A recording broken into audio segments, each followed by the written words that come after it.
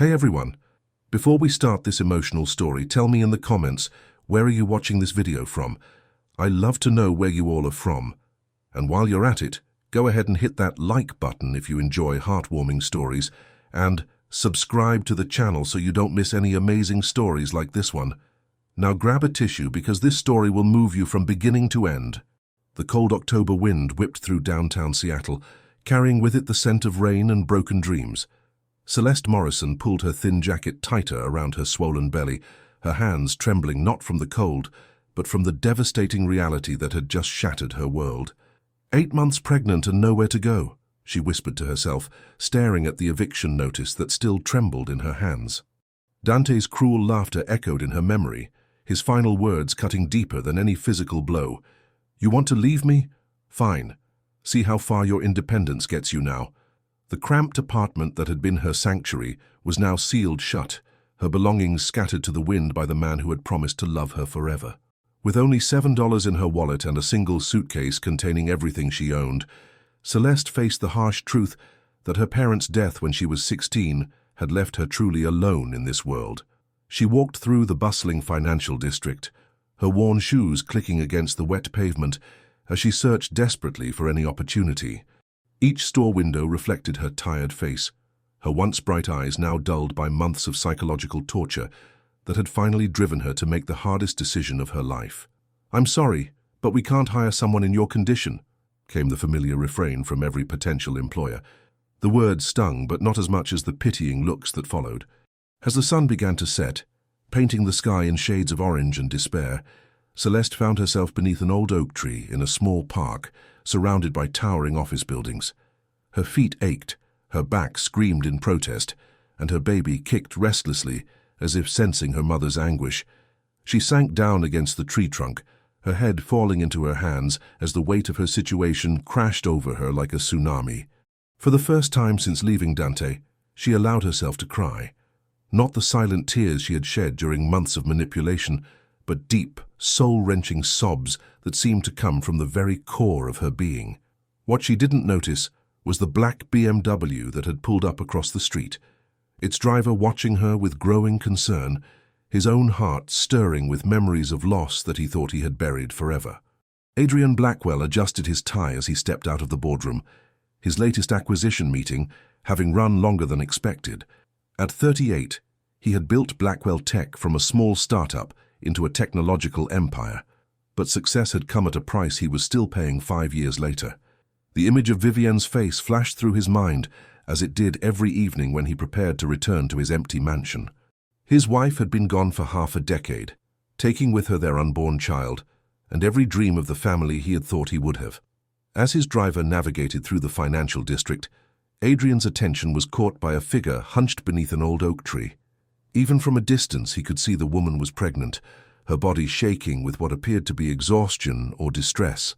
"Pull over, James," he instructed quietly. "Sir? Just pull over." Adrian had made it a rule never to get personally involved in the lives of strangers. His charitable donations were handled through foundations, his philanthropy managed by committees. But something about the woman's posture, the way she held herself with dignity even in obvious despair, stirred something in his chest that had been dormant for years. He approached carefully, not wanting to startle her. As he drew closer, he could see she was younger than he had initially thought, perhaps mid-20s, with long dark hair that caught the last rays of sunlight filtering through the leaves above. "Excuse me," he said softly. "Are you all right?"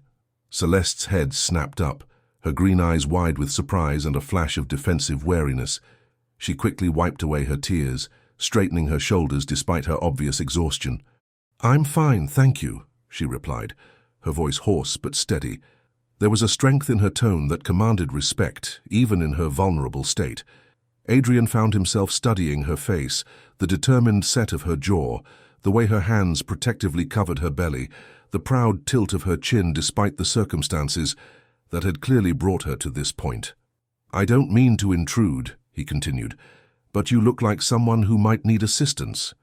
"My name is Adrian Blackwell." Recognition flickered in her eyes. Even in her current state, she knew the name. Everyone in Seattle did. Blackwell Tech was a household name, and Adrian Blackwell's face had graced the covers of business magazines for years. "I'm Celeste," she replied, then quickly added, "And I don't need charity, Mr. Blackwell. I need work." Her directness surprised him. In his world, people usually approached him with elaborate schemes or desperate pleas. This young woman, obviously in dire straits, was asking for the opportunity to earn her way rather than seeking a handout. "What kind of work can you do?" he asked, genuinely curious. "Anything that doesn't require heavy lifting," she replied, with a wry smile that didn't quite reach her eyes. "I have a degree in English literature. I'm organized, detail-oriented, and I'm not afraid of hard work. I just need someone willing to give me a chance despite—" She gestured to her belly. "This." Adrian made a decision that would change both their lives forever. "I have a library at my home that needs organizing. 5,000 books, some quite valuable, that need to be catalogued and arranged properly. The position comes with accommodation. There's a small guest house on the property that you could use temporarily." Celeste's eyes filled with tears, but this time they were tears of relief rather than despair. "I won't let you down, Mr. Blackwell," she whispered, her voice thick with emotion. As Adrian helped her to her feet, both of them felt the subtle shift in the universe, though neither could have predicted just how profoundly this moment would reshape their futures.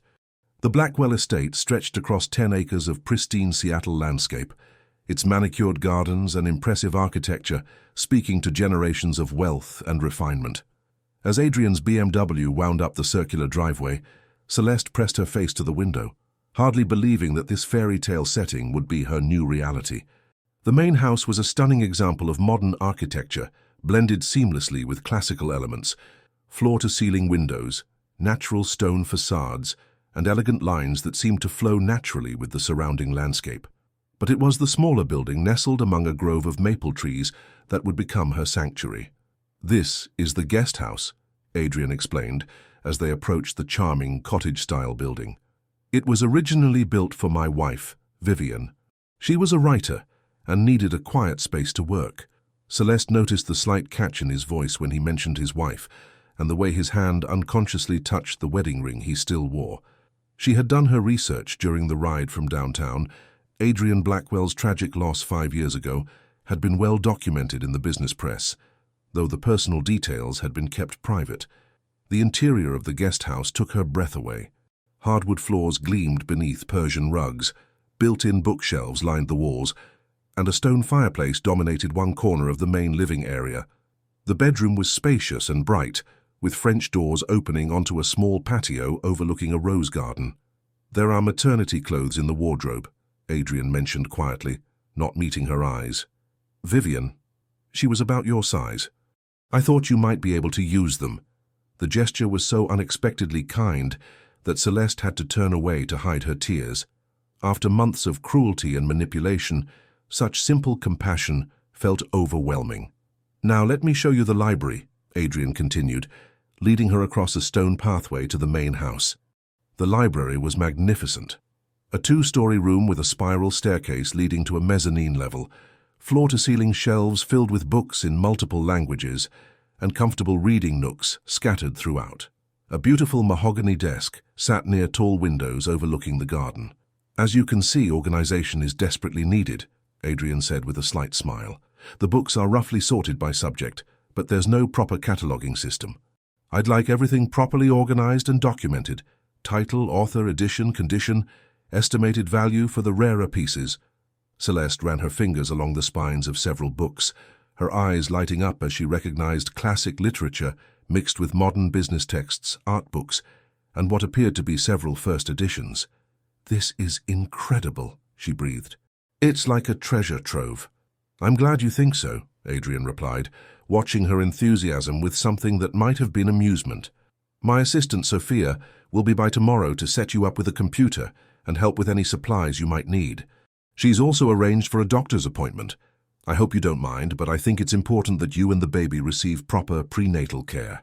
The casual way he included her unborn child in his concern made something warm unfurl in Celeste's chest. When had anyone last cared about her well-being without expecting something in return? "Mr. Blackwell," she began, her voice thick with emotion. "Adrian, please." "Adrian," she corrected. "I don't know how to thank you. This kindness, this opportunity, it's more than I ever dared hope for." He studied her face for a moment, something unreadable flickering in his dark eyes. "Sometimes we all need a second chance, Celeste. I have a feeling you're going to prove that my instincts about you are correct." As they stood in the golden afternoon light filtering through the library windows, neither could have predicted that this was just the beginning of a journey that would heal old wounds and create a love story more beautiful than any fairy tale. 3 weeks had passed since Celeste had begun her new life on the Blackwell estate, and already she felt more at home than she had in years. The library project was progressing beautifully. She had developed an intricate cataloging system that impressed even Adrian's efficient assistant, Sophia Chen. Sophia had become an unexpected ally, initially viewing Celeste with professional skepticism that had gradually melted into genuine warmth. A sharp woman in her early 40s who had worked for Adrian for over a decade, she had never seen her usually reserved employer show such personal interest in an employee's welfare. "He's different with you around," Sophia confided one afternoon as they worked together in the library. "More human, somehow. Less like he's carrying the weight of the world on his shoulders." Celeste glanced toward Adrian's home office, visible through the library's tall windows. Even from this distance she could see his tall frame bent over his desk, dark hair falling across his forehead as he worked. Over the past weeks, their professional relationship had evolved into something more comfortable. Shared coffee breaks, discussions about the book she was cataloguing, quiet conversations about literature and life. "He's been incredibly kind to me," Celeste replied, her hand unconsciously moving to her belly where the baby had been increasingly active. "I can't imagine what I would have done without this opportunity." What she didn't mention was how she had spent several evenings researching Adrian's past, piecing together the tragedy that had shaped him. Vivian Blackwell had been a successful novelist, beautiful and brilliant, who had died of an aggressive cancer while pregnant with their first child. The baby had been too premature to survive, leaving Adrian to face the devastating loss of both his wife and the child he had never met. The guest house still held traces of Vivian's presence, books with her annotations, photographs tucked into drawers, and the beautiful maternity clothes that Celeste now wore. Rather than feeling intrusive, these remnants felt like a gentle blessing from a woman who had been deeply loved. That evening, as Celeste was preparing dinner in the guest house kitchen, she heard the sound of Adrian's voice drifting from the main house.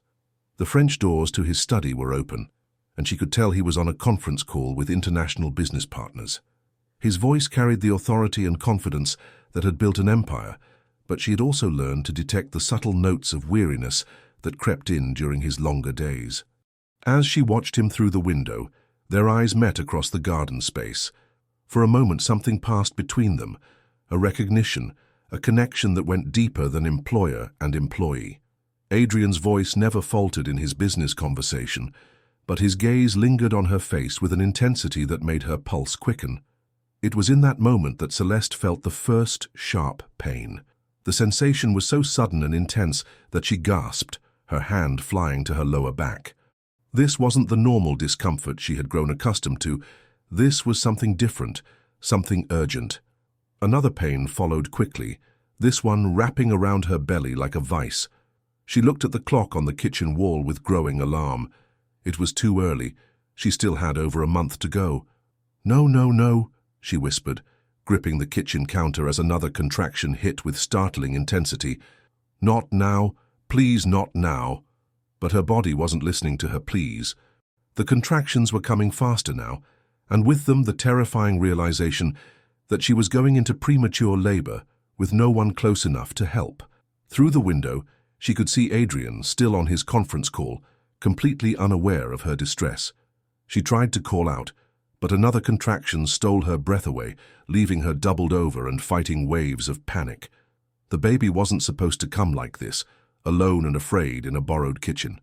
As another powerful contraction gripped her, Celeste realized she had to make a choice: remain silent and proud, or swallow her independence and call for the help she desperately needed. With shaking hands, she reached for her phone, but before she could dial, her water broke with a dramatic rush that left no doubt about the urgency of her situation. The crash of glass breaking echoed across the evening air as Celeste's phone slipped from her trembling hands, shattering against the kitchen floor.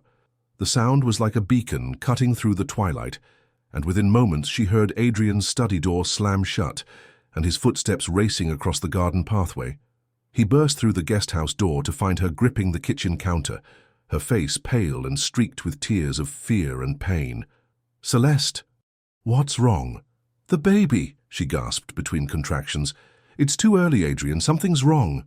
Without hesitation, Adrian swept her into his arms, her slight frame surprisingly easy to carry despite her pregnancy. His mind raced through possibilities as he carried her to his car. Which hospital was closest? Which route would be fastest at this time of evening? What needed to be done to ensure both mother and child survived this crisis? "Everything's going to be all right," he murmured, though his own heart was pounding with fear that felt all too familiar. "I promise you, everything's going to be all right." The drive to Seattle General Hospital passed in a blur of traffic lights, Celeste's labored breathing, and Adrian's quiet reassurances. He called ahead to the emergency room, his name and influence ensuring that a team would be waiting for their arrival. In moments like this, wealth and power became tools for protecting what mattered most. At the hospital, as medical professionals surrounded Celeste's wheelchair, she reached out desperately for Adrian's hand. "Don't leave me," she pleaded, her eyes wide with terror. "Please don't leave me alone." "I won't," he promised, his grip on her hand firm and warm.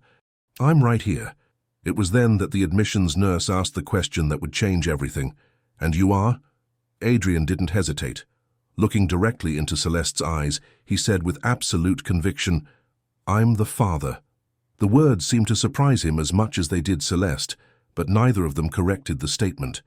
In that moment, biology seemed irrelevant compared to the bond that had been growing between them over the past weeks. The next few hours passed in a medical whirlwind. Celeste's labor was progressing rapidly, despite the baby being 5 weeks early, and the neonatal team prepared for the challenges that premature birth could present. Adrian remained by her side throughout, holding her hand through contractions, wiping tears from her face and providing the steady presence she desperately needed. "You're doing beautifully," he whispered during a particularly difficult moment. "You're the strongest person I've ever met." At 11:47 p.m., Emilian Morrison entered the world weighing just 4 pounds and 2 ounces, his tiny cries filling the delivery room with the sound of life and hope. The neonatal team immediately swept him away to assess his condition, leaving Celeste reaching desperately after her son. "Is he okay? Please tell me he's okay," she sobbed. Dr. Sarah Martinez, the attending neonatologist, approached with a cautious but reassuring expression. "He's small but strong. His lungs are more developed than we typically see at 35 weeks, which is excellent news. However, he'll need to stay in the NICU for observation and support. The next few days will be critical." Adrian squeezed Celeste's hand tighter. "Can we see him?" "Of course, but I want to prepare you. He'll have monitors, feeding tubes, and other medical equipment. It can be overwhelming to see your baby in that condition." As they wheeled Celeste's bed into the NICU, Adrian felt his breath catch in his throat. The tiny infant lay in an incubator surrounded by beeping machines, tubes, and wires, but even through all the medical apparatus, Emilian's resemblance to his mother was unmistakable. "He's perfect," Adrian whispered, his voice thick with emotion he hadn't felt in 5 years. Celeste looked up at him with wonder and gratitude. "Thank you for being here. Thank you for claiming him as yours when it mattered most." Adrian met her gaze steadily. "I meant every word, Celeste. Whatever happens next, that little boy is my son too." Neither of them could have predicted that this declaration, born from crisis and compassion, would become the foundation of a family that would prove love was stronger than blood. The NICU became their world for the next 5 days. Adrian had never spent so much time in a hospital since Vivienne's illness, and being surrounded by the familiar sounds and smells of medical equipment brought back memories he had thought he had buried. But this time was different.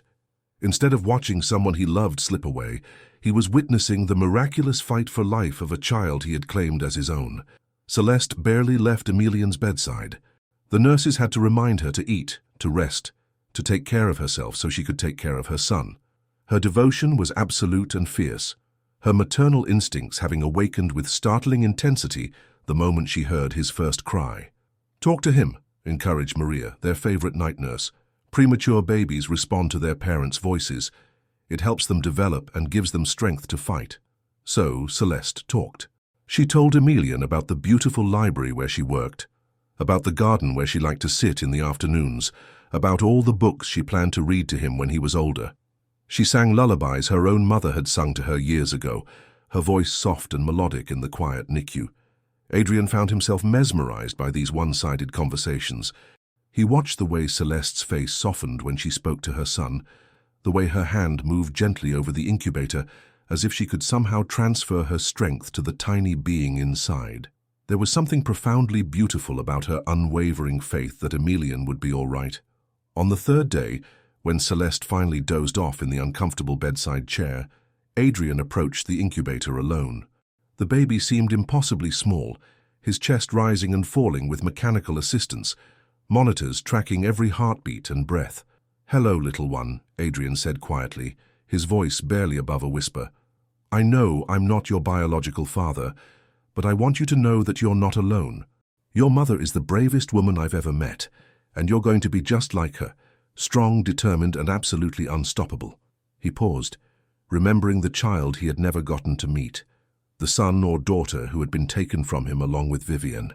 The pain of that loss had felt like it would consume him, but somehow watching this tiny fighter struggle for life was beginning to heal wounds he hadn't realized could ever mend.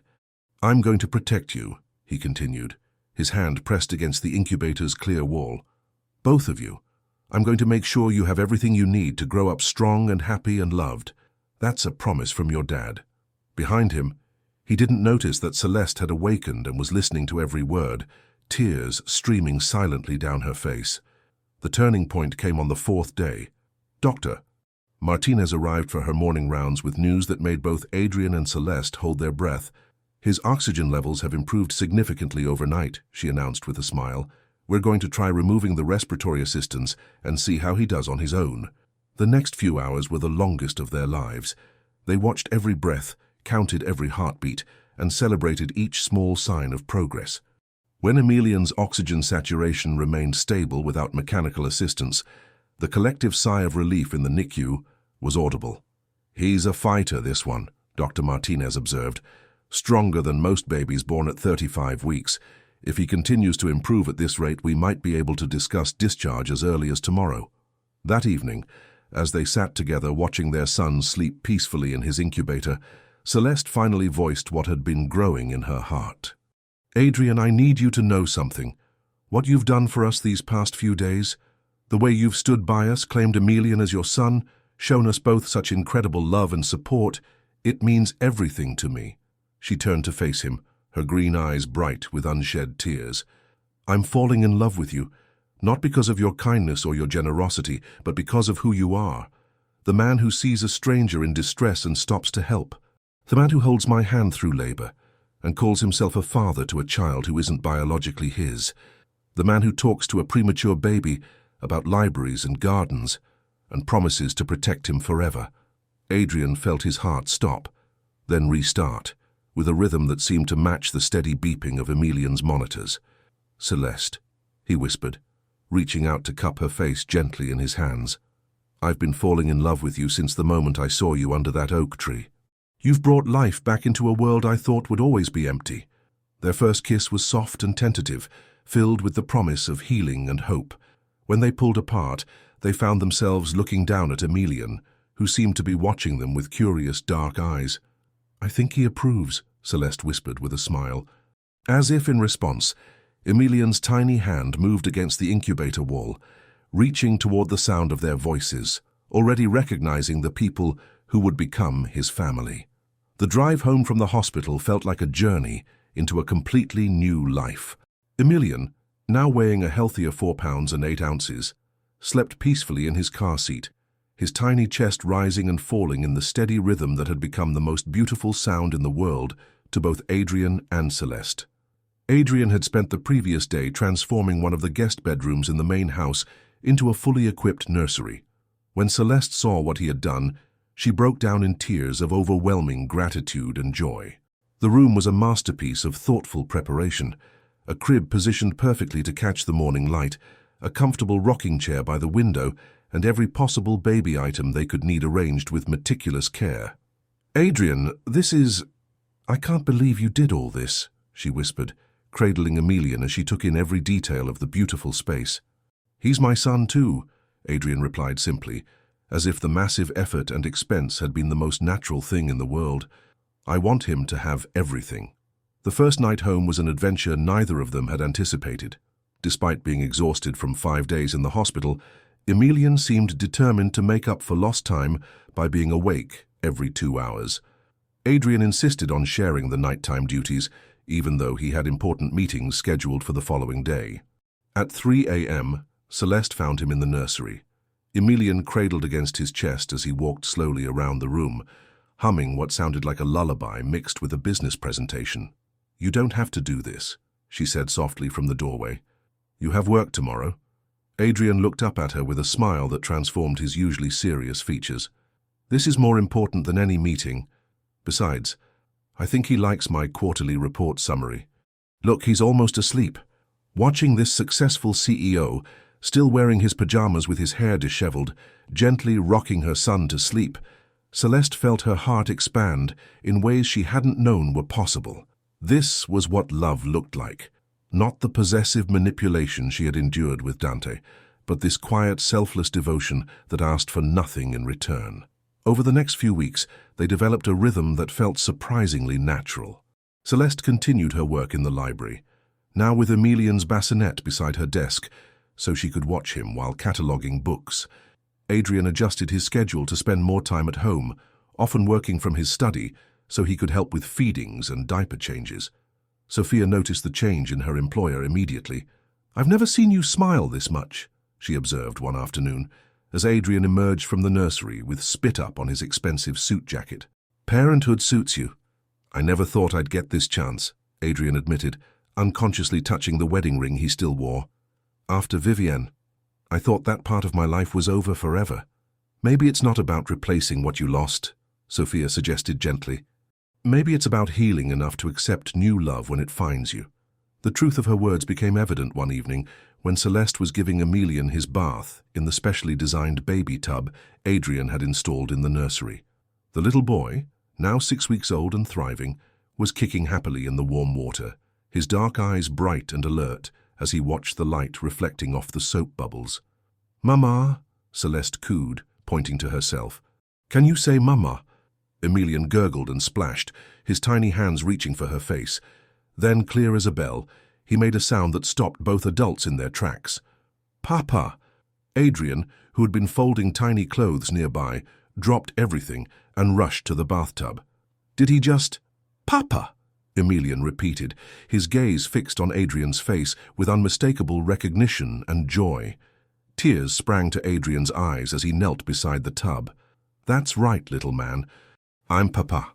The moment was interrupted by the sound of the doorbell echoing through the main house. Adrian and Celeste exchanged puzzled glances. They weren't expecting anyone, and it was well past normal visiting hours. Sophia's voice carried up the stairs, tight with concern. "Adrian? There's someone here to see you, says he's Emilian's father." The happiness drained from both their faces as the implications hit them. Celeste's hands trembled as she lifted Emilian from the bath, wrapping him in a soft towel. "Dante," she whispered, her voice filled with dread. "But how did he find us? And why now?" Through the nursery window, they could see a beat-up car in the driveway and a figure pacing aggressively near the front entrance. After 2 months of peace and growing love, the past had come calling, threatening to destroy the fragile family they had built. Adrian's jaw tightened with protective fury as he watched the man who had thrown a pregnant woman out on the streets, now demanding entry to their home. "Stay here with Emilian. Lock the door and don't come out until I tell you it's safe." As he headed downstairs to face the threat, both he and Celeste knew that their greatest challenge was just beginning. Dante Morrison had not aged well in the 3 months since Celeste had left him. His once handsome features were now gaunt and hollow, his eyes carrying the desperate look of a man whose schemes were running out. As Adrian approached the front door, he could see through the glass panels that Dante was agitated, pacing and constantly checking his phone as if expecting reinforcements. "Mr. Blackwell," Dante began with false civility as Adrian opened the door. "Thank you for taking such good care of my girlfriend and my son. I'm here to bring them home where they belong."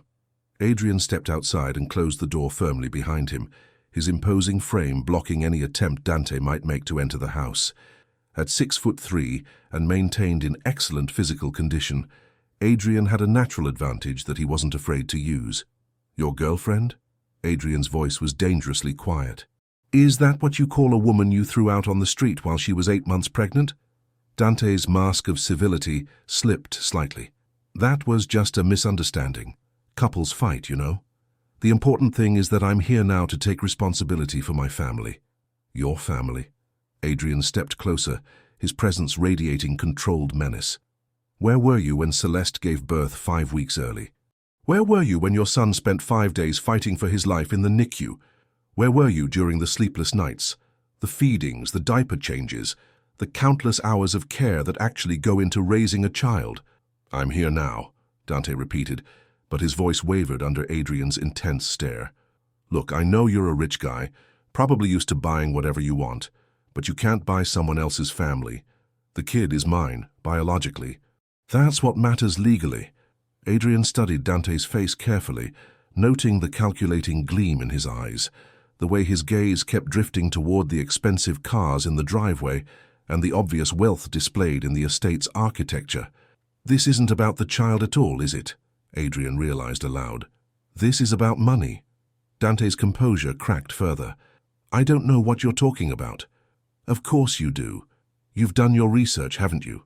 Found out exactly who I am, what I'm worth. You're not here because you suddenly developed paternal instincts. You're here because you see an opportunity." From upstairs came the faint sound of Emilian crying, and both men instinctively looked toward the nursery window. The difference in their reactions was telling. Adrian's expression softened with immediate concern for the child, while Dante's remained calculating and cold. "Prove it," Dante challenged suddenly. "Prove that I'm wrong about why I'm here. Let me see my son, and if you're so sure about what kind of father you are, let's see how the kid reacts to his real dad." Adrian considered this carefully. He was confident in the bond he had built with Emilian, but more importantly, he wanted Celeste to see exactly what kind of man Dante really was. Sometimes the best way to defeat a predator was to let him reveal his true nature. "Fine," Adrian agreed, "but we do this properly. You can see the child, but only in the presence of witnesses, and any conversation about custody or legal matters will be recorded. Are we clear?" Dante's eyes lit up with what he clearly thought was victory. Crystal clear. As they entered the house, Adrian quickly texted Sophia to return immediately and bring Marcus Chen, their family attorney.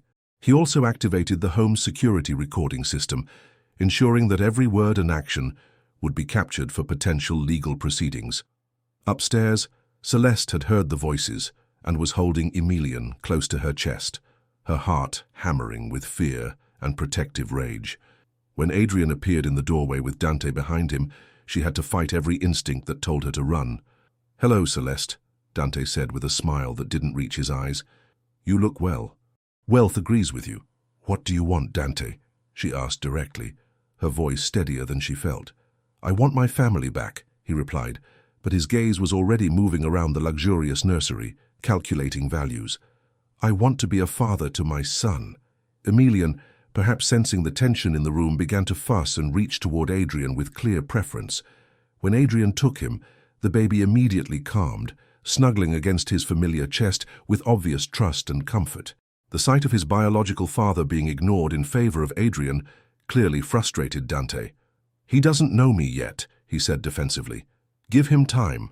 "Time?" Celeste's voice rose with barely controlled anger. "You had 40 weeks of pregnancy and 3 months since birth to show interest in your son. Where was this paternal concern when you cancelled our lease and left me homeless?" "I was giving you space to think," Dante replied smoothly, his practiced manipulation evident to everyone except himself. "I knew you'd realize eventually that we belong together." It was then that he made the mistake that would destroy any credibility he might have had. Looking directly at Adrian, he said with casual confidence, "Look, I'm a reasonable man. I understand that you've grown attached to them, and I appreciate everything you've done.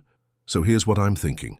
You compensate me for my time and trouble, maybe 500,000, and I'll sign away all parental rights. Everyone wins." The silence that followed was deafening. Even Emilian seemed to sense the shift in the room's atmosphere, turning his face into Adrian's chest as if hiding from the ugliness that had just been revealed. Adrian's voice, when he finally spoke, was deadly quiet. "You want to sell your son?" "I want to be realistic about the situation," Dante backpedaled, but it was too late. His true motivation had been exposed for everyone to see. "Get out," Celeste whispered, her voice shaking with fury. "Get out of my home and never come back." "Our home," Dante corrected with renewed aggression, "and it's not your choice to make. I have legal rights, and if necessary, I'll use them. Courts favor biological parents, you know." But Adrian was already reaching for his phone, and Dante's confident smirk faded as he realized the conversation had been recorded from the moment he walked through the door. "Extortion is a serious crime, Mr. Morrison," Adrian said calmly as he ended the recording. "Attempting to sell parental rights is illegal, and threatening to use court proceedings as leverage for money. I think the authorities will be very interested in this conversation." For the first time since his arrival, Dante looked genuinely afraid. As the sound of sirens grew closer, he realized that his schemes had finally caught up with him, and the price would be higher than he had ever imagined. The police arrived within minutes of Adrian's call, followed closely by Marcus Chen, the family attorney who had become like family to Adrian over the years. As Dante was escorted away in handcuffs, his attempts at bravado crumbling when faced with actual legal consequences, Celeste finally allowed herself to break down. "It's over," Adrian whispered, holding both her and Emilian as she sobbed against his chest. "He can't hurt you anymore, I won't let him." The legal proceedings that followed were swift and decisive. Dante's recorded admission of attempting to sell parental rights, combined with his documented abandonment of Celeste during her pregnancy, painted a clear picture of a man motivated solely by greed rather than any genuine parental concern. Marcus worked tirelessly to ensure that all legal avenues were explored and secured. Within 2 weeks, they had obtained a restraining order that prevented Dante from coming within 500 feet of Celeste or Emilian. More importantly, the evidence of his extortion attempt and abandonment provided grounds for terminating his parental rights entirely. "The prosecution is willing to drop the extortion charges in exchange for him signing away all parental rights," Marcus explained during a meeting in Adrian's study. "It's the fastest, cleanest resolution for everyone involved." Celeste, who had been living in a state of constant anxiety since Dante's appearance, finally felt the tension leave her shoulders. He would agree to that. "He doesn't have much choice," Marcus replied with satisfaction. "The alternative is facing serious criminal charges and potentially years in prison. His attorney has advised him to take the deal." The signing ceremony took place in Marcus's downtown office, with Dante's lawyer ensuring their client understood the permanent nature of his decision. Dante looked older and more defeated than when they had last seen him, the reality of his situation having finally penetrated his delusional confidence. "This doesn't mean I'm giving up on you, Celeste," he said, as he signed the final documents. "When you get tired of playing house with the rich guy, I'll be waiting." "Mr. Morrison," Marcus interrupted sharply, "any further contact with my client or her family will be considered a violation of the restraining order. I suggest you focus on rebuilding your own life rather than disrupting theirs." As Dante left the office for the last time, Celeste felt a chapter of her life finally closing. The man who had controlled and manipulated her for years no longer had any power over her or her son. That evening, as they sat in the nursery watching Emilian practice rolling over on his playmat, Adrian broached the subject that had been growing in both their hearts. "I want to adopt him legally," he said quietly. "I want to be his father in every sense that matters, emotionally, legally, permanently."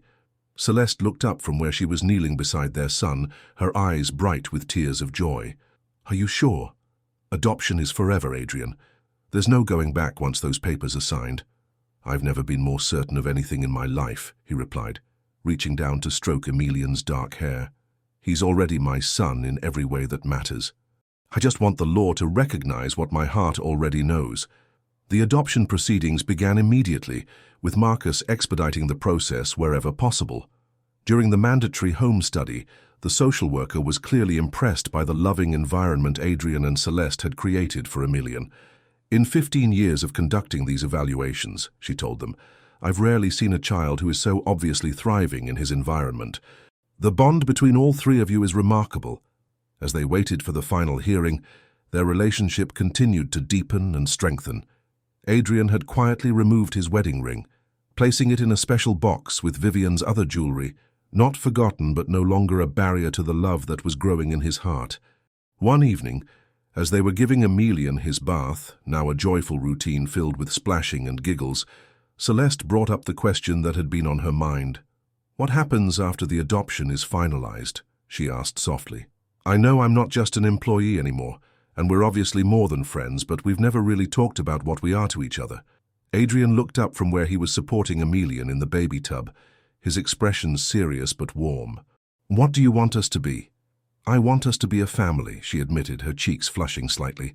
"A real family, not just people who happen to live together and care for the same child."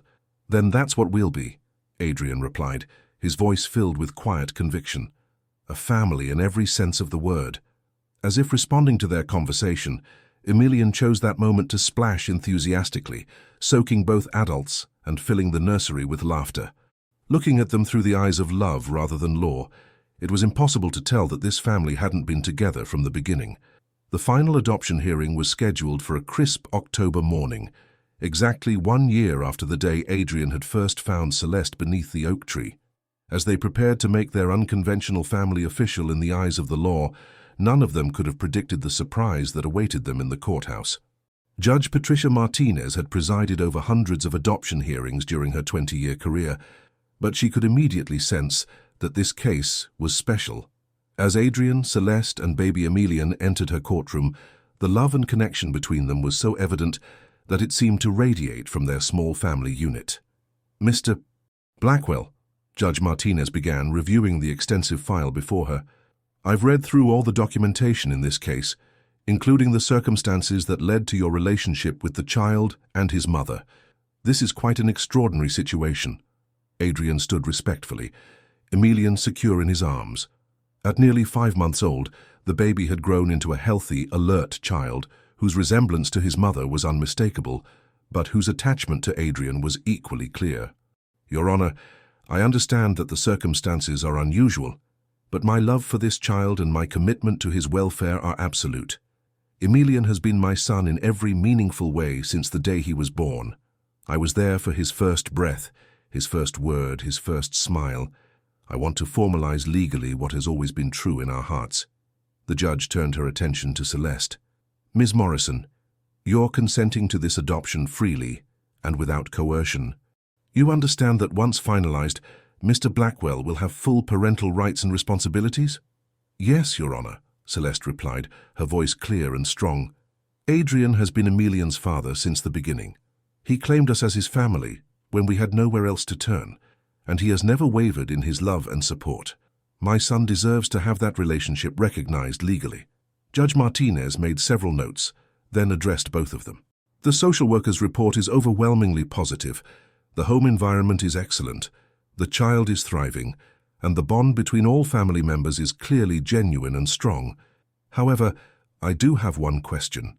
She paused, studying the documents more carefully. "Mr. Blackwell, you've been widowed for 5 years. Ms. Morrison, you're a single mother. You've built this family together under extraordinary circumstances, and you're clearly committed to this child's welfare. But what about your own relationship? Are you planning to formalize your partnership as well?"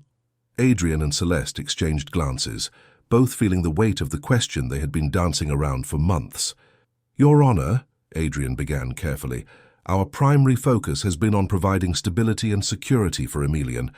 Our personal relationship has developed naturally over time, but we didn't want to complicate the adoption proceedings with additional considerations." Judge Martinez smiled knowingly. "Mr. Blackwell, in my experience, love doesn't complicate family relationships, it strengthens them.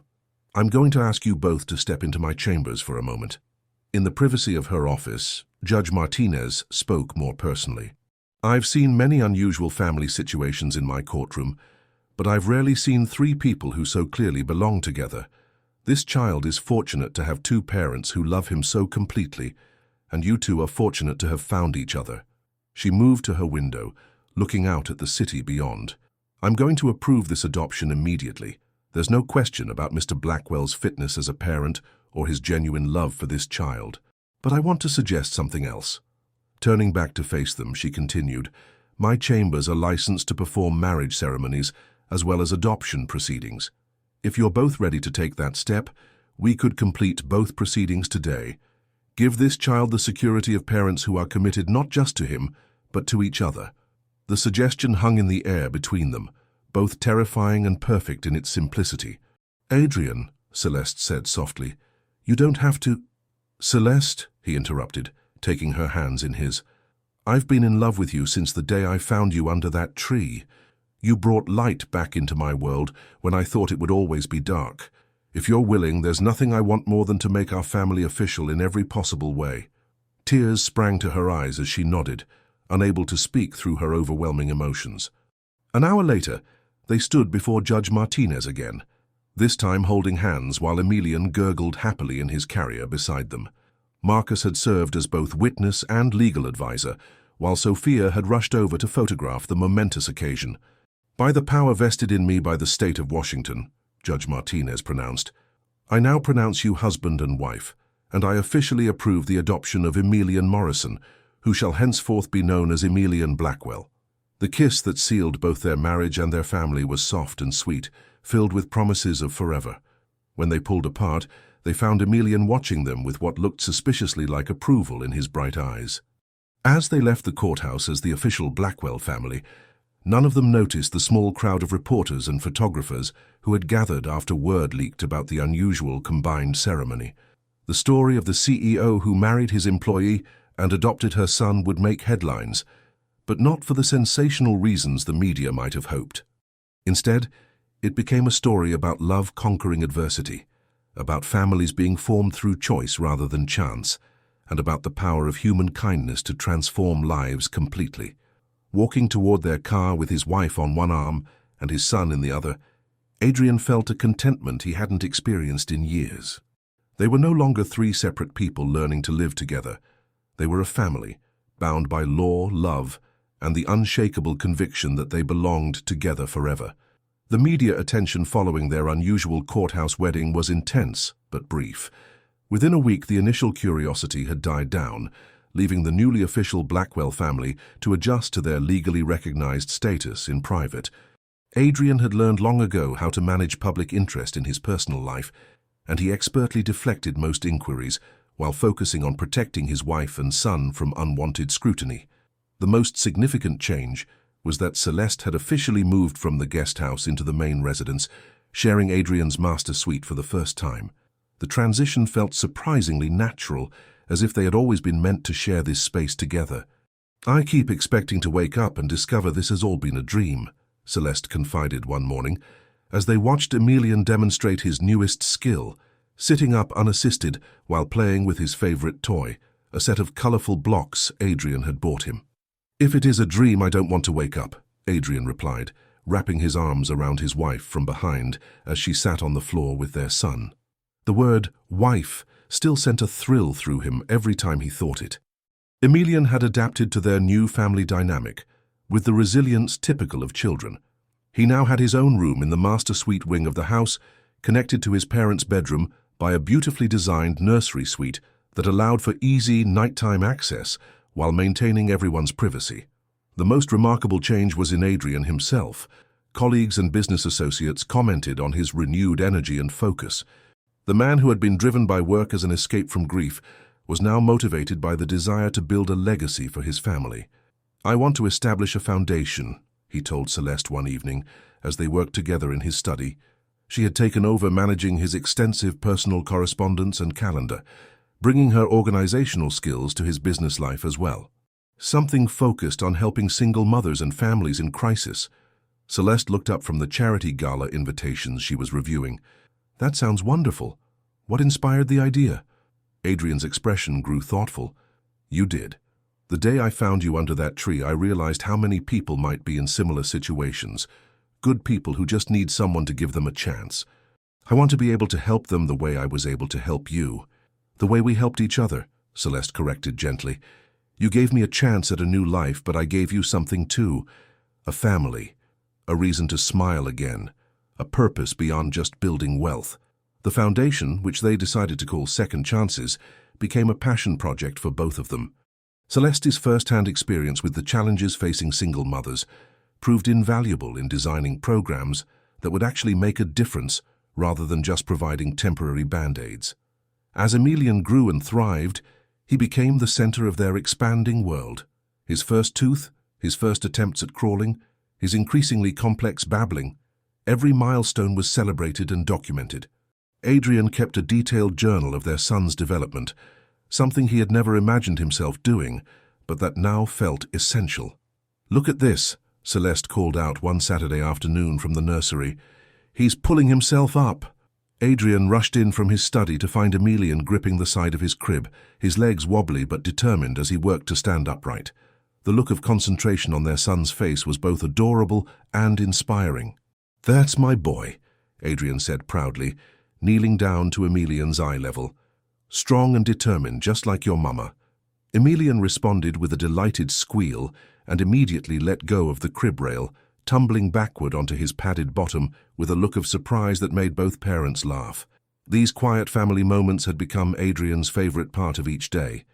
After years of measuring success in terms of quarterly profits and market share, he now found his greatest achievements in making his son laugh or seeing the peaceful satisfaction on Celeste's face as she read bedtime stories. But their peaceful domestic bliss was about to face its first real test. As Emilian approached his first birthday, Celeste began experiencing symptoms that would once again change their family dynamic completely. The morning sickness started subtly, just a slight queasiness when she first woke up that she initially attributed to stress or fatigue. But when it persisted for several days, accompanied by the familiar tenderness and exhaustion she remembered from her pregnancy with Emilian, she realized what might be happening. The pregnancy test confirmed what her body was already telling her. As she stared at the positive result in their master bathroom, a complex mix of joy, excitement, and anxiety washed over her. They had never discussed having more children. Their relationship had developed so naturally around Emilian that the possibility of expanding their family hadn't seemed urgent. "Adrian," she called softly as she emerged from the bathroom. He looked up from where he was getting dressed for work, immediately noticing something different in her expression. "What is it? You look pale. Are you feeling all right?" Instead of answering, she held out the pregnancy test with shaking hands. Adrian's expression went through a series of rapid changes: surprise, wonder, joy, and finally, pure elation. He crossed the room in 3 quick strides and swept her into his arms, spinning her around gently before setting her down and cupping her face in his hands. "Are you happy?" she asked anxiously, searching his eyes for any sign of doubt or concern. "Happy?" he repeated, his voice thick with emotion. "Celeste, I'm beyond happy. I can't even find words. Another child. Our child from the very beginning this time?" The distinction wasn't lost on either of them. While Adrian loved Emilian completely and had never thought of him as anything other than his son, the idea of experiencing pregnancy, birth, and early development from the very first moment filled him with anticipation he hadn't expected. That evening, as they sat together watching Emilian practice his new standing skills, they began planning for their expanding family and the new adventures that awaited them.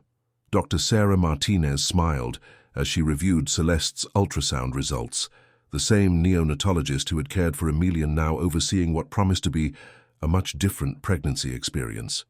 At 20 weeks, this baby was measuring perfectly, with no signs of the complications that had led to Emilian's early arrival. "Everything looks excellent," Dr. Martinez announced as she moved the ultrasound wand across Celeste's growing belly. "Would you like to know the gender?" Adrian and Celeste exchanged glances, both of them holding their breath. Emilian, now a walking, babbling 15-month-old, sat contentedly in Adrian's lap, occasionally pointing at the screen with curious interest. "We want to know," Celeste said, squeezing Adrian's free hand tightly. "It's a girl," Dr. Martinez announced with a warm smile. "A beautiful, healthy little girl." Adrian's eyes filled with tears as he looked between the ultrasound image and his wife's radiant face. A daughter.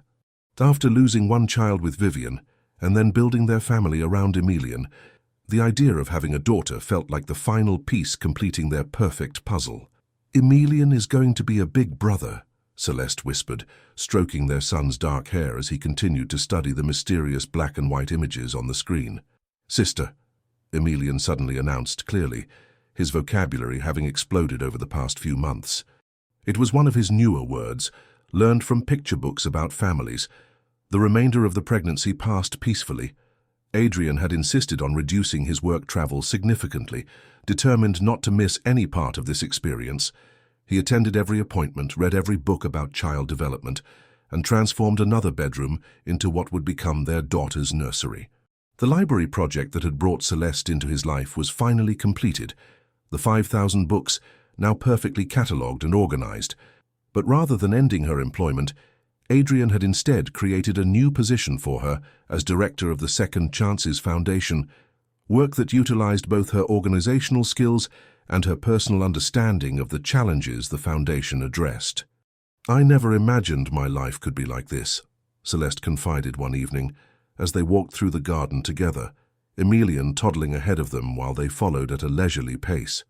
At 7 months pregnant, she moved more slowly, but with none of the anxiety and desperation that had marked her previous pregnancy.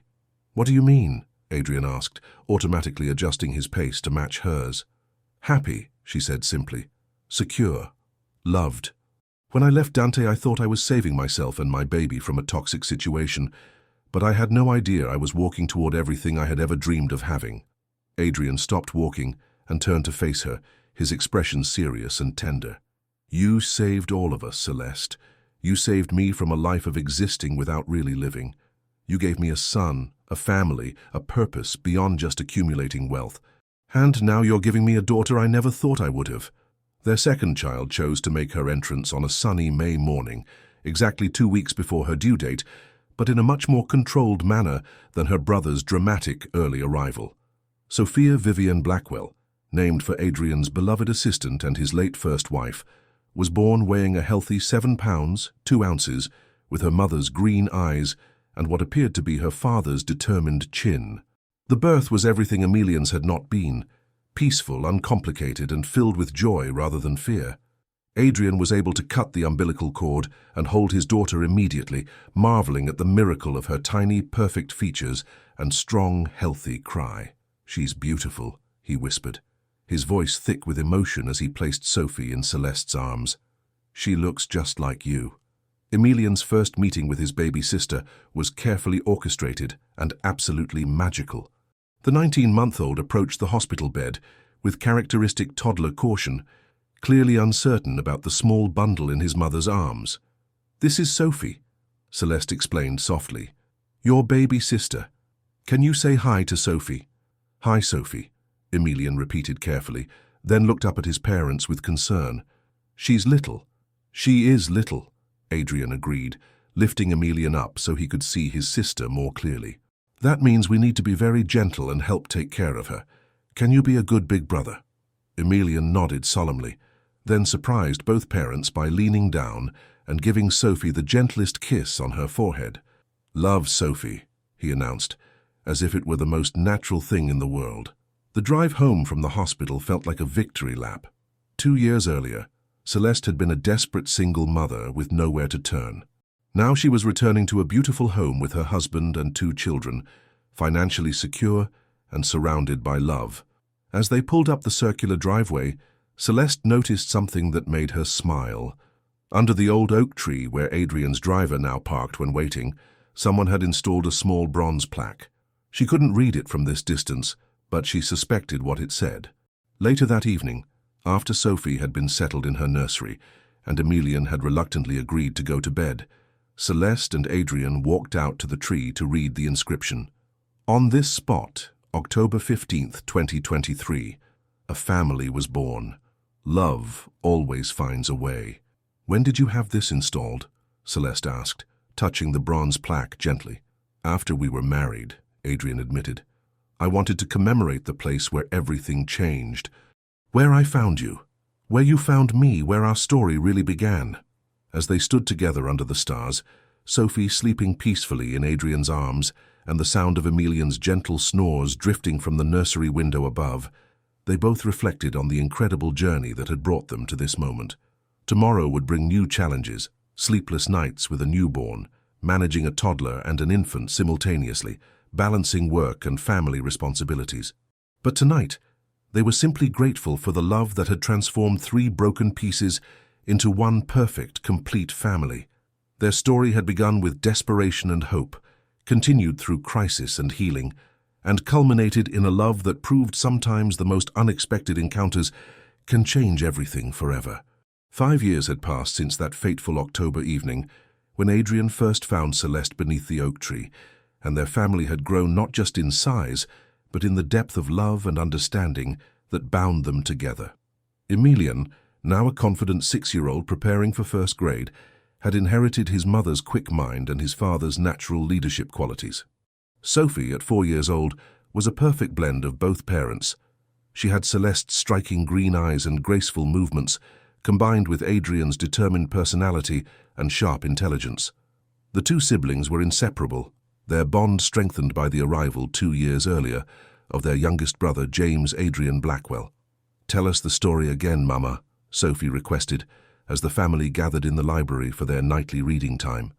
It was a ritual they had maintained since Emilian was old enough to sit still for stories, though the requests had evolved over time. "Which story would you like to hear?" Celeste asked, though she already knew the answer. The same request came at least once a week. "The story about how you and Papa found each other," Emilian said, settling himself more comfortably in the large reading chair beside his father. Even at 6, he understood that his family's origin story was something special, something that set them apart from other families at his school. James, at 2 years old, was too young to follow the complex narrative, but he enjoyed the ritual of storytelling and snuggled contentedly in his mother's lap as she began the familiar tale. "Once upon a time," Celeste began, using the fairy tale opening that had evolved naturally over the years, "there was a young woman who found herself in terrible trouble." Adrian listened to his wife tell their story, marveling as always at how she managed to present their difficult beginning in terms that were age-appropriate, while still honoring the gravity of what they had all overcome. The children knew that their mother had been very sad and scared before she met their father, that Emilian had been born early and needed special care, and that sometimes families are formed through love and choice rather than just biology. "And Papa saved you?" Sophie asked, even though she knew the story by heart. "Papa and I saved each other," Celeste corrected gently, meeting Adrian's eyes over their daughter's head. "Sometimes people come into our lives exactly when we need them most, and if we're brave enough to accept help and give love, beautiful things can happen." "Like our family," Emilian said with satisfaction. "Exactly like our family." Later that evening, after the children were all settled in bed, Adrian and Celeste walked through their home, performing the nightly routine of checking locks, turning off lights, and ensuring that their world was secure for another night. It was a peaceful ritual that Adrian had never experienced before becoming a husband and father, the simple satisfaction of protecting and providing for the people he loved most. In his study, Adrian paused at his desk, where a framed photograph captured a moment from Sophie's birth, Celeste holding their daughter, while Emilian peered over her shoulder with wonder, and Adrian's hand resting protectively on both older children's heads. It was one of dozens of family photos that now decorated their home, documenting the growth and evolution of their unusual but perfect family. "Any regrets?" Celeste asked softly, joining him in front of the photo display. It was a question she had asked occasionally over the years, usually during quiet moments, when the chaos of family life had settled into peaceful contentment. Adrian suspected it stemmed from her lingering amazement that someone like him, wealthy, successful, with unlimited options, had chosen to build a life with someone like her. "Only one," Adrian replied, turning to face her with a serious expression that made her heart skip a beat. "What?" she asked, sudden concern creeping into her voice. "I regret that I didn't find you sooner," he said, pulling her into his arms. "I regret all the years we could have had together, all the time we lost before we became a family." Relief and love flooded through her as she relaxed against his chest. "We found each other exactly when we were supposed to. You weren't ready for us before Vivienne's death taught you how precious love really is, and I wasn't strong enough to recognize real love until Dante's cruelty showed me the difference between possession and devotion.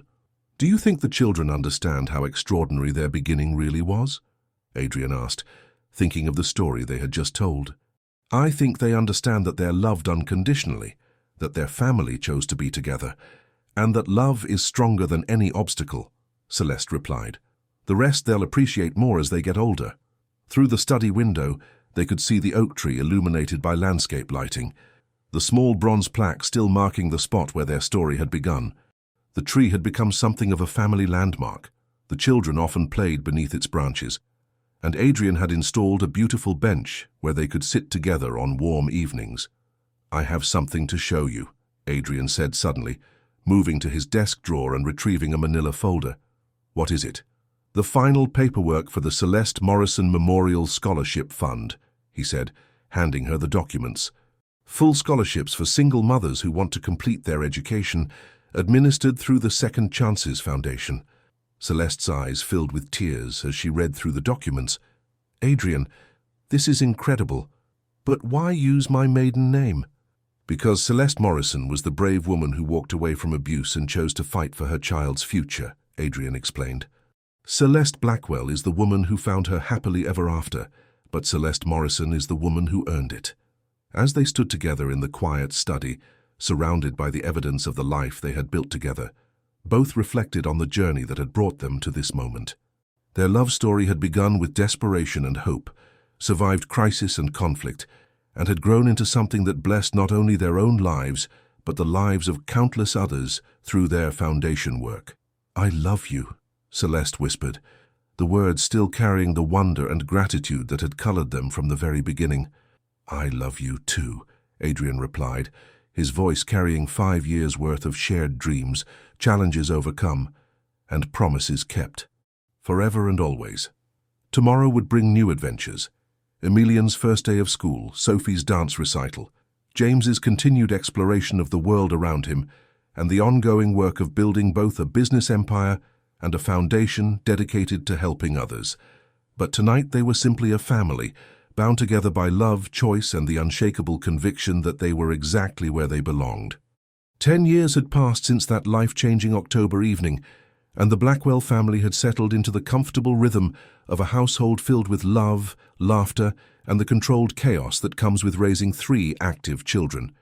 The guest house where Celeste had first found refuge had been converted into a teenager's hangout space, though 11-year-old Emilian insisted he was too mature for such childish accommodations.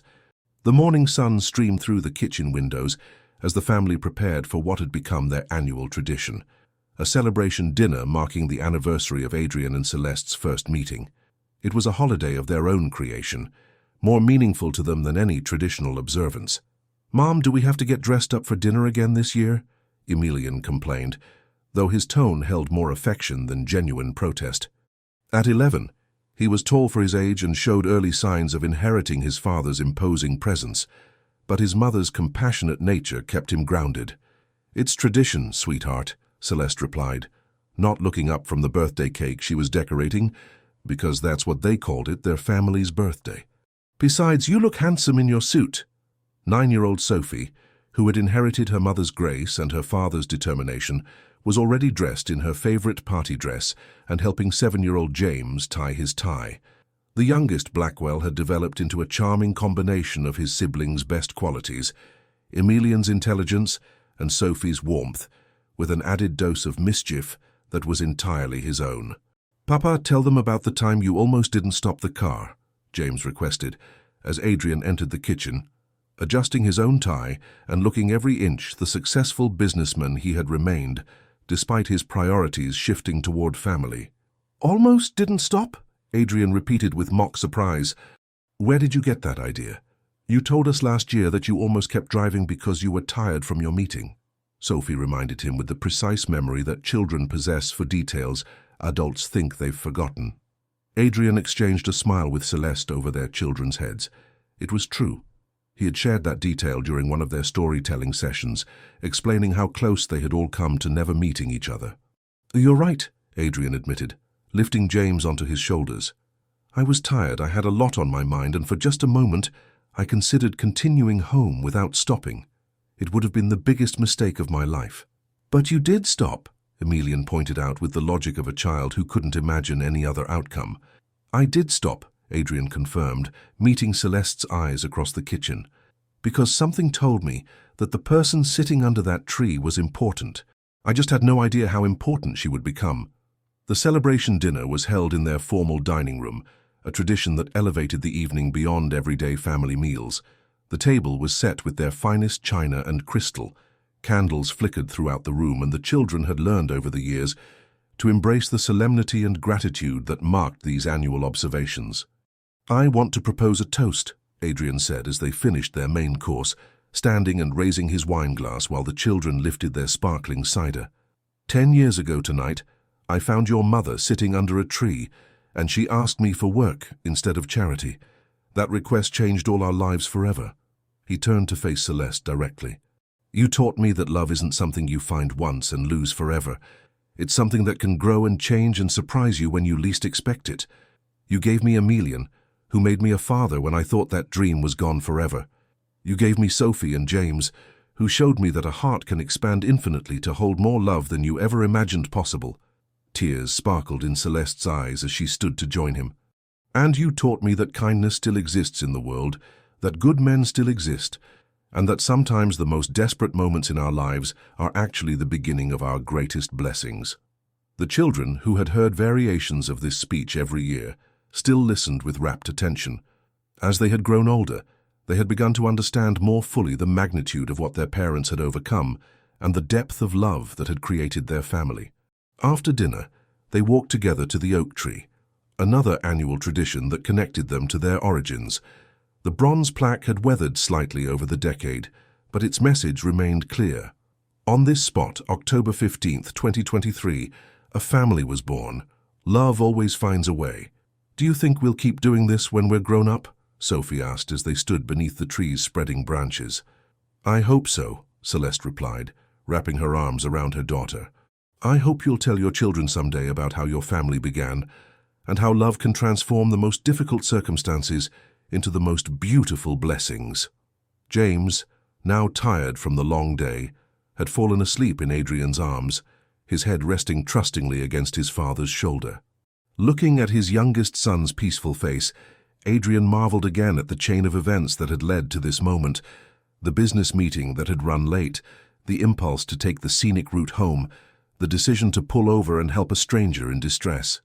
"I've been thinking about expanding the foundation," Celeste mentioned as they walked slowly back toward the house.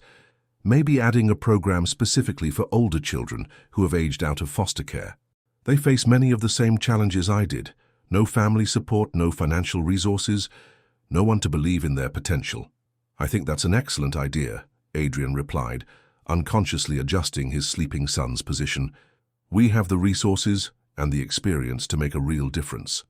The Second Chances Foundation had indeed grown beyond their initial dreams, providing assistance to thousands of families over the years. Celeste had proven to be a gifted administrator, combining her personal understanding of need with an innate ability to create programs that actually worked. Adrian's business acumen and financial resources had provided the framework, but Celeste's heart had provided the soul of their charitable work. As they reached the house, they performed their nightly routine of settling the children in their beds, checking homework that would be due the next day, and listening to final requests for stories or extra hugs. It was the mundane magic of family life, unremarkable in its everyday nature, but precious beyond measure to parents who remembered what it felt like to believe they would never have such blessings. Later that evening, as they sat together in their master bedroom reviewing foundation reports and discussing the children's upcoming school events, Celeste suddenly looked up from her paperwork. "Do you ever wonder what would have happened if you hadn't stopped that night?" she asked. Adrian considered the question seriously, as he always did when she posed these hypothetical scenarios. "I try not to think about it too much, because the alternative is too terrible to contemplate. You and Emilian might not have survived. I would have continued existing instead of living. Sophie and James would never have been born." He paused, setting aside his own papers to give her his full attention. "But I also believe that we were meant to find each other somehow. Maybe not that exact night, maybe not in that exact way, but I think our souls were searching for each other, and love would have found a way eventually." "I like that theory," Celeste said with a smile, that still had the power to stop his breath after a decade of marriage. It makes me feel like we were always meant to be a family, even when we didn't know it yet. As they prepared for bed, both reflected on the extraordinary journey that had brought them to this point. Their love story had begun with desperation and kindness, had survived legal challenges and personal growth, and had evolved into a partnership that strengthened with each passing year. The children sleeping safely in their rooms above represented not just their biological legacy, but the living proof that love could triumph over any obstacle, that families could be formed through choice as well as chance, and that sometimes the most painful chapters in our lives are actually the opening pages of our greatest happiness. Tomorrow would bring new challenges and opportunities. Emilian's upcoming middle school transition, Sophie's growing interest in following her parents' philanthropic footsteps, James's endless curiosity about the world around him, and the ongoing work of building both a business and a foundation, dedicated to helping others find their own second chances. But tonight, they were simply Adrian and Celeste Blackwell, parents and partners, grateful beyond words for the love that had transformed a chance encounter under an oak tree into a family legacy that would endure for generations. As they turned off the lights and settled into sleep, both carried the quiet satisfaction that comes from knowing they had found their purpose in life, not just in loving each other, but in using that love to make the world a better place for everyone who needed a second chance at happiness. Their story had begun with ending, the end of Celeste's relationship with Dante, the end of Adrian's resignation to permanent grief, but it had become a beginning that would echo through their children's lives and the lives of countless families helped by their foundation. Love, as their bronze plaque proclaimed, had indeed found a way. And it would continue finding ways, creating new stories of hope and healing, for as long as there were hearts brave enough to believe in second chances and the transformative power of human kindness.